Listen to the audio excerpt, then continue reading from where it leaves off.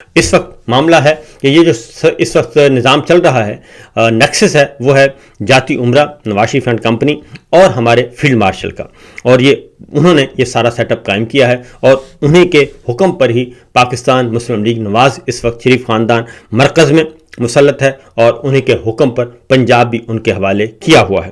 لیکن اب چیزیں جو ہیں وہ ذرا تھوڑا سا بڑھ رہی ہیں۔ صرف پہلے تو پاکستان تحریک انصاف کو ٹارگٹ کیا ہوا تھا اور پاکستان تحریک انصاف زیر عتاب تھی، اب پولیٹیکلی بڑی باریک واردات کے ذریعے پاکستان پیپلز پارٹی پہ ہاتھ ڈالنے کی کوشش کی جا رہی ہے، اور پیپلز پارٹی کو بھی یا تو مائنس کر دیا جائے، یا پھر وہ بھی ایک تیسرے درجے کی جماعت یا تیسرے درجے کے شہری کے طور پہ تابع داری کے ساتھ وہ بھی حکومت کا حصہ بنے۔ یہ معاملات چل رہے ہیں۔ لیکن اس سے پہلے میں آپ کو ایک بات بتا دوں کہ یہ جو حکومتی ڈھانچہ قائم کیا گیا تھا 8 فروری 2024 کو، اس میں پاکستان پیپلز پارٹی اور مسلم لیگ نواز میں یہ طے ہوا تھا کہ ہم 50-50 کریں گے، 2.5 سال وزیر اعظم پیپلز پارٹی کا ہوگا، 2.5 سال ہوگا مسلم لیگ نواز کا۔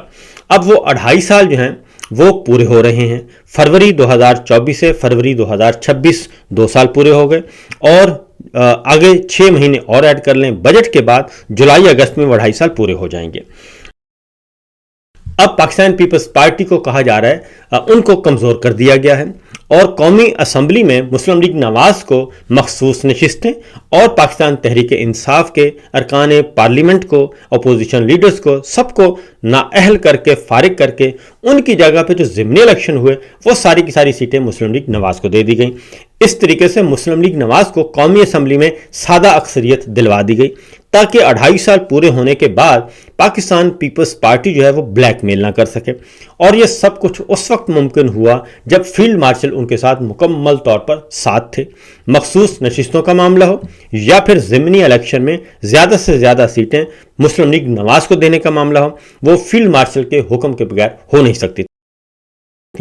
اب فیلڈ مارشل اور آل شریف کا جو نیکسس ہے، جو گٹھ جوڑ ہے، وہ اب خطرناک حد تک پیپلز پارٹی کا رخ اختیار کر رہا ہے۔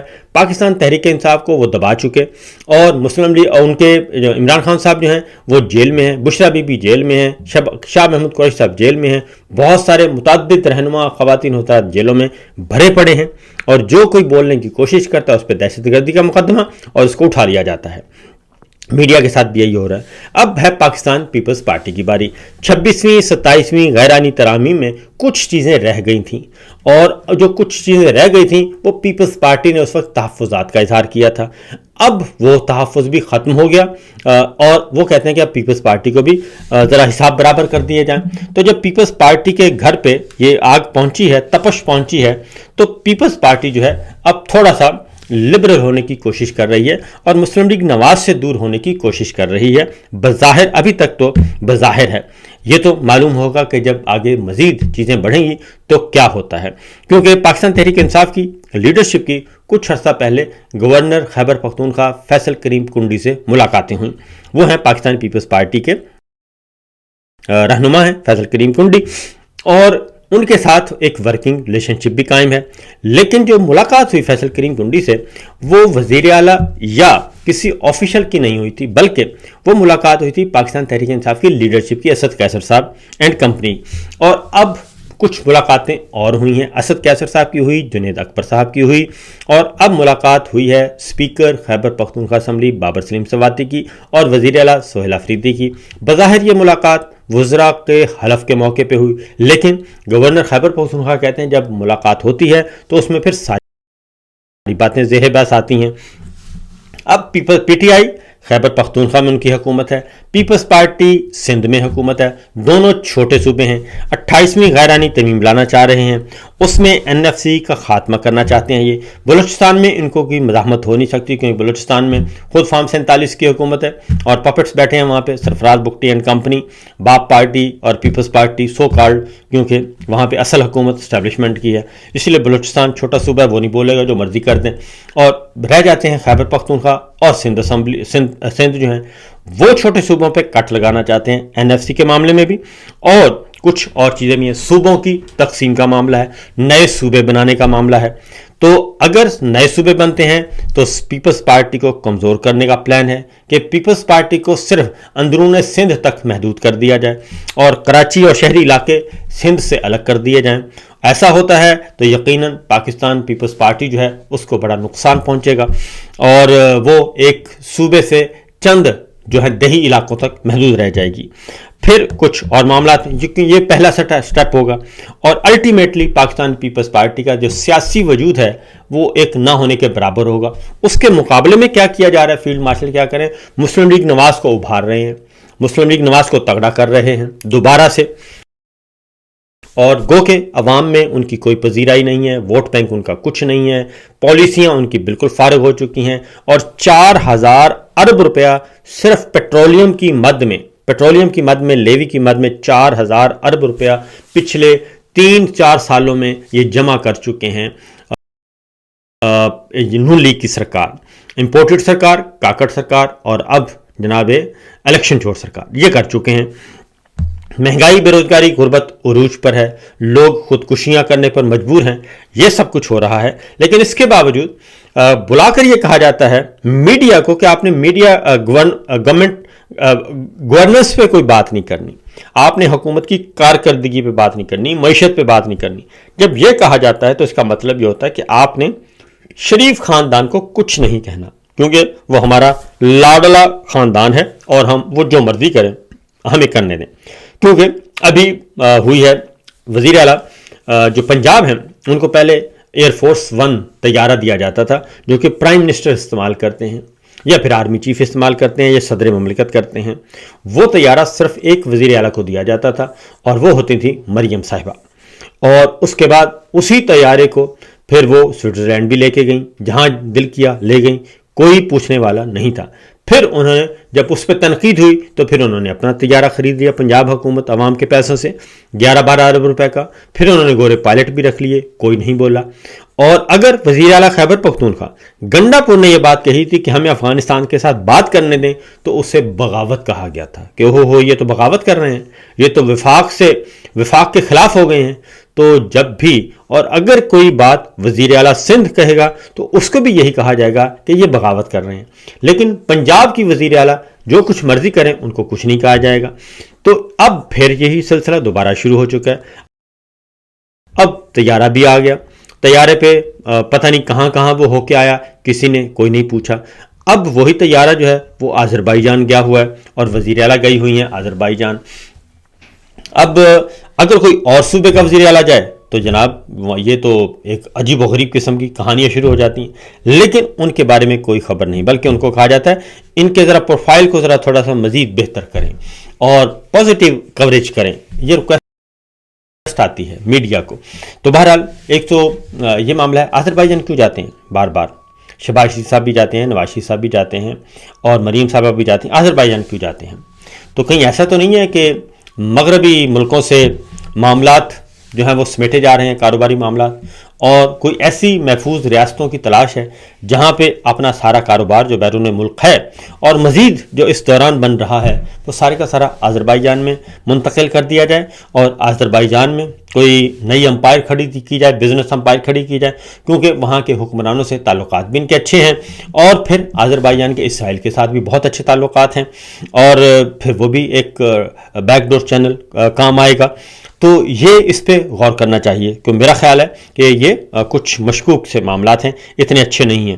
بہرحال 28ویں غیر آئینی ترمیم پہ اب معاملہ آ چکا ہے. NFC کا خاتمہ چاہ رہے ہیں, دفاعی بجٹ میں اضافہ کرنے کا ارادہ ہے, کیونکہ پہلے بھی دفاعی بجٹ بہت ہے, مزید اس میں کوئی 100-125 ارب روپے کا اضافہ کرنے کا پروگرام ہے, شاید 2600 ارب روپے تک 2600 ارب سے تجاوز کر جائے. اور اس میں پیپلز پارٹی کو کہا جا رہا ہے کہ جی آپ بھی NFC پہ کٹوتی کریں.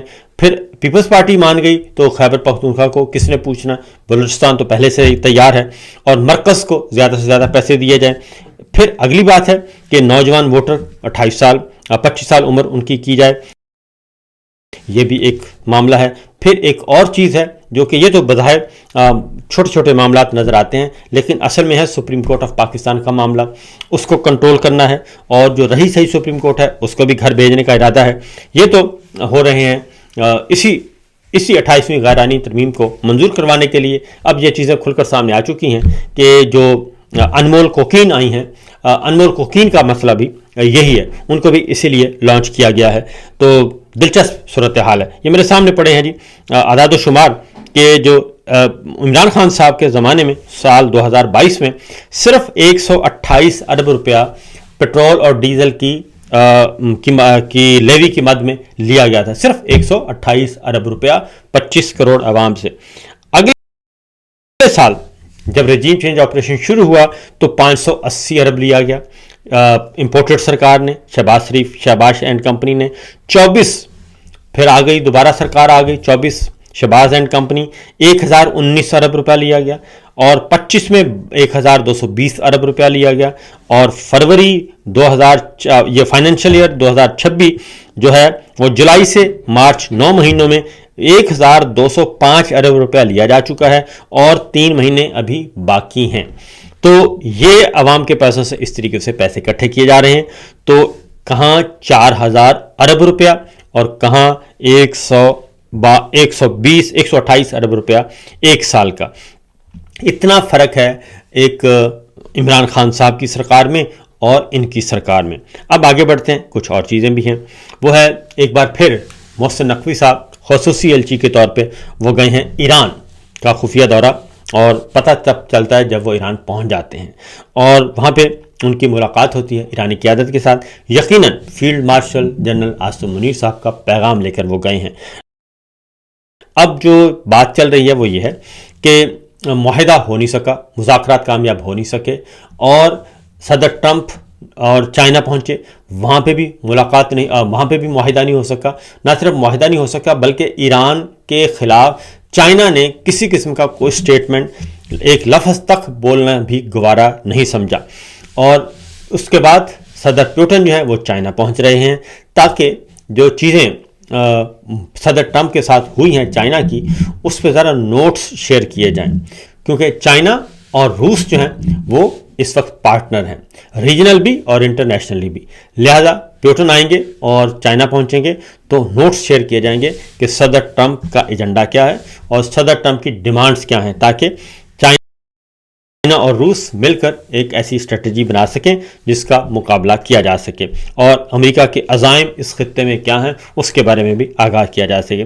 ایرانی وزیر خارجہ کی برکس کے اجلاس میں یو اے پہ دوبارہ تنقید کی گئی ہے, اور یو اے پر آج پھر ایران نے ایک ڈرون حملہ کیا ہے.